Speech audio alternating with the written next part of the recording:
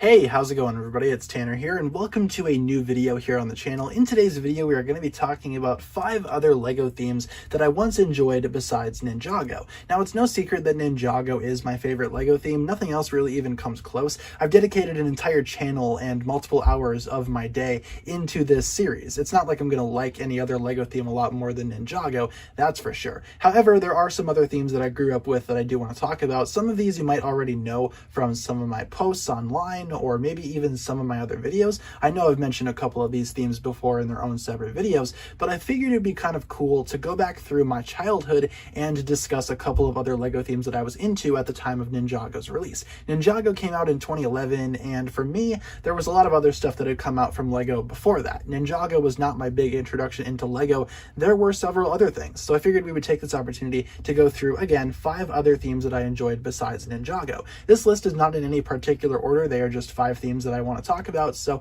why don't we get started by taking a look at one of the biggest themes that got me into LEGO in the first place, that being LEGO Hero Factory. Now, Hero Factory is kind of an interesting case among the LEGO fandom. A lot of people simply do not like it, and I can understand why. Especially if you were a Bionicle fan, you probably have some type of disdain for Hero Factory. It's almost like the disdain that Ninjago fans hold for something like Legends of Chima, and I can totally see that. However, with me, Bionicle was not something that I was big into before Hero Factory, and Hero Factory was kind of my big introduction into the modern scene of LEGO construction figures and just action figures in general. I do collect a lot of action figures in my spare time as well. I am a collector on that, and Hero Factory was kind of really cool to me. It was a very simple concept. Heroes around the galaxy patrol the streets and patrol the skies for villains, capture them, handcuff them, and bring them back to the Hero Factory jail, and they get updated every single season. It's really cool. It's really fun to see all these characters get like rebuilt and upgraded. Reminded me almost of Iron Man in the way that he used to suit up as well. So I thought that connection was pretty cool, and I just really loved the designs of all the characters as well. Some series I liked more than others from Hero Factory. I prefer Savage Planet over everything.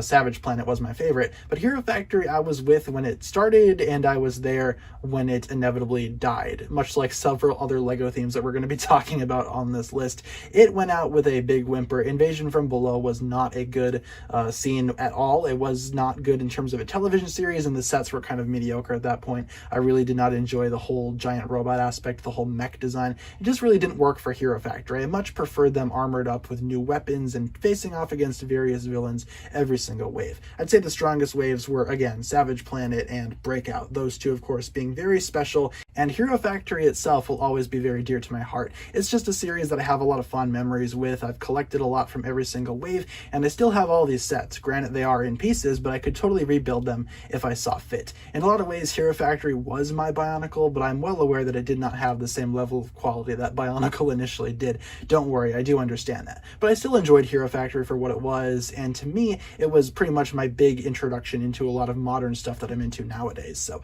gotta give special thanks to Hero Factory for that one. Next up, we have Bionicle. Now, I just said that I wasn't really a huge fan of the original run of Bionicle, and that is true. Bionicle, I was kind of late to the party on. I remember back when I was really getting big into LEGO with Hero Factory and a couple of other themes that I'll mention on this list, Bionicle was just kind of wrapping up. Its run had already ended in 2010, and I still remember seeing a couple of the Bionicle Stars sets on toy store shelves when I was younger shopping for, well, Hero Factory stuff. I was never really big into Bionicle. However, after Hero Factory's cancellation in 2014, I decided to jet back and check out some of the older lines of Bionicle, and I have to say I was really impressed. You guys know me nowadays, I am a big fan of Bionicle, especially when the 2015 reboot came out. I collected a lot of that series, and I actually have every single set from the reboot.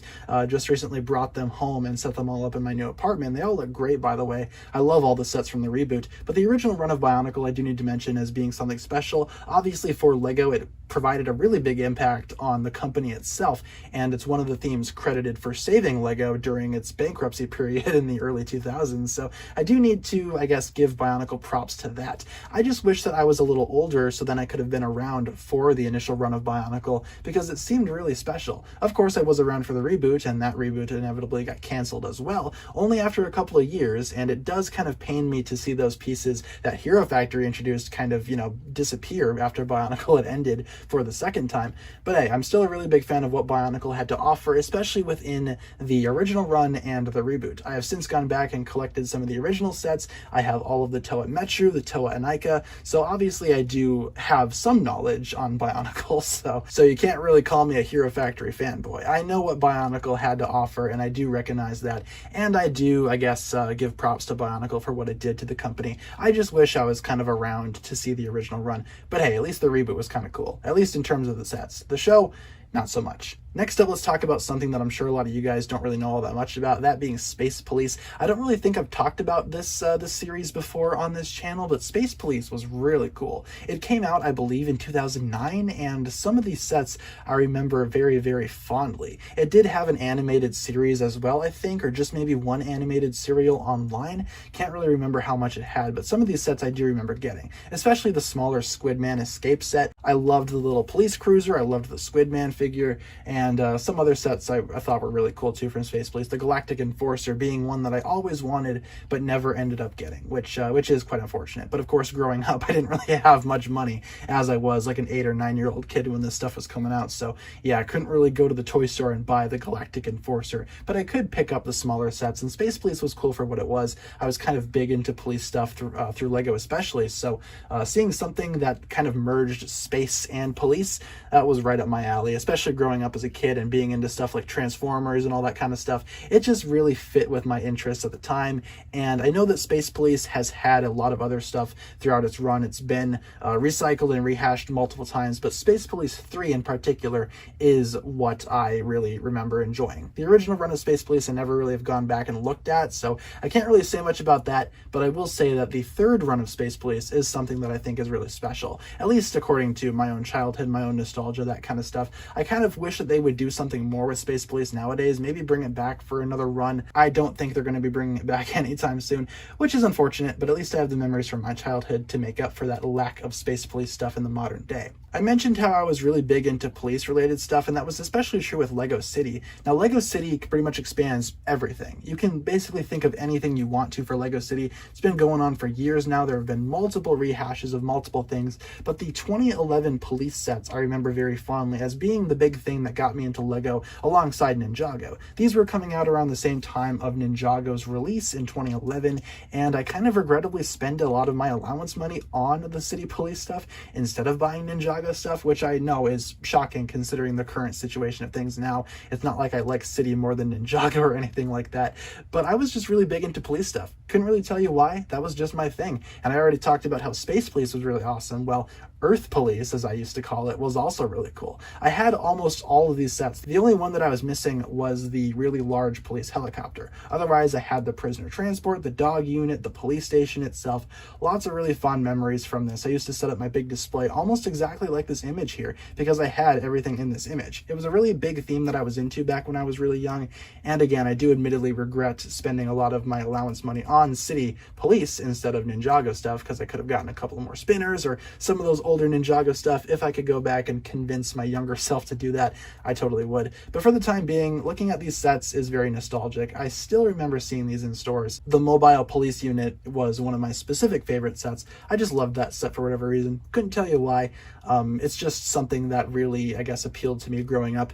And Lego City I have not gotten into ever since this ended. I've not gone back and gotten any Lego City sets ever since these police sets have come out. So yeah, there's how that went. I know that Lego City Police has rehashed a lot of these ideas over and over again, and even these sets in and of themselves were remakes in some regards. So I know it's not the most original thing out there, and I know that it really didn't have that big of an impact on me in the current day, but yeah, Lego City Police was something that I was really big into back in the day. All right, and the last one we were going to be talking about in this video is Lego Power Miners. Now, Power Miners came out around the same time of Lego Space Police, and I remember fondly looking at Power Miner stuff as well, especially with the second wave of the water versus fire dynamic. I remember being super invested into that. Admittedly, Power Miners was not as special to me as some of these other themes. It's probably my least favorite out of all the themes that I just listed, but Power Miners itself is something that I was really big into when I was younger. Again, mainly the second wave with the water versus fire. I didn't really get a whole lot of sets from the first wave, even though some of them look really cool, like this robot here.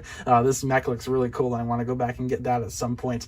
But overall, Power Miners was not something that was super special to me, but it is something that is worth mentioning because it did kind of, I guess, invest me into a couple of other Lego properties, and it was kind of like a springboard, if you will, for my experiencing other Lego themes. So I need to give Power Miners credit in that regard, but it's definitely not my favorite, and there are other themes that I specifically enjoyed more than Power Miners, but figured it was worth a mention, and that'll pretty much wrap it up for this video. 5 Lego themes that I was into besides Ninjago. Now, admittedly, nowadays, Ninjago really doesn't have any competition for me. Most of my money put towards Lego goes towards Ninjago stuff, but admittedly, there are a couple of themes that are coming out that I really do enjoy. I mean, Monkey Kids had some good stuff, and if they make some more, I guess, CCBS style action figures for Lego, you can bet that I will definitely get my hands on those depending on how they look. In the meantime, though, that'll pretty much wrap it up for this video, just kind of explaining 5 other Lego themes that I enjoyed besides Ninjago. Let me know down below in the comments if you guys are into any other Lego themes besides Ninjago. Let me know, and hopefully you guys enjoyed the video. Also, feel free to talk about some of your experiences regarding certain themes that I mentioned in this video. I know some of you guys have some nostalgia for Hero Factory and Bionicle as well. Feel free to let me know all your stories down below in the comments, and hopefully, once again, you guys enjoyed the video. If you did, feel free to like, comment, subscribe, do all that fun stuff, and check out the links down below in the description from other forms of social media. As always, big shout out goes out to my Patreon supporters, including, once again, the marvelous Jan. Thank you guys so much for watching this video once again. My name is TannerFishies, and with that, I bid you farewell.